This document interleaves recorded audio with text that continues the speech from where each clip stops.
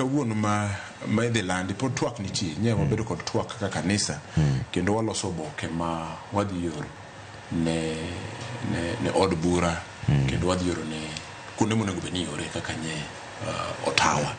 To kirango budget ma kawuono tidhi yudo ni okonyiswa en budget maber motemo kaka jatelo mar migawo mar pesa owacho.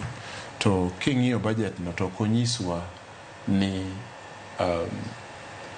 ere kaka wadhi tiyo kod omenda ma wadhi choko niendi mondo wakel tije mola ahinya ni kata ne rawere ma wuoyo kuom gigieki ok wane tije midhi kelo. To mar ariyo ma ongirore ahinya ma to ywak mani kamoro amora budget no ok orwako gimoluongo ni pending bills.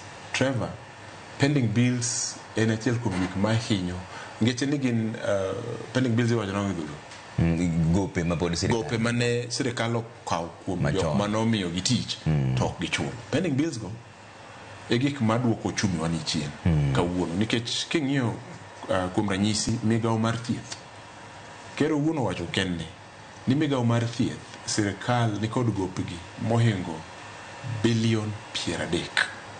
Koro in gi osiptal moro matin ma indike ji to gik mani thieth michiwo kata ne polis kata gibende joma tiyo sirikal kata bed ni gin gik mopogore opogore mitimo pok ochuli kuom higa achiel madhi higa ariyo uchumi ok birengo. Omiyo osiepna Mbadi onego bed ni fuono wacho ni ere kaka wadwa konyo wach mar pending bills. Onge allocation magichiwo ne pending bills. To mano dhi medo nyuowo uchumi kendo dhi medo dok piny. Kata wawacho ni onge osuru moketi kamano.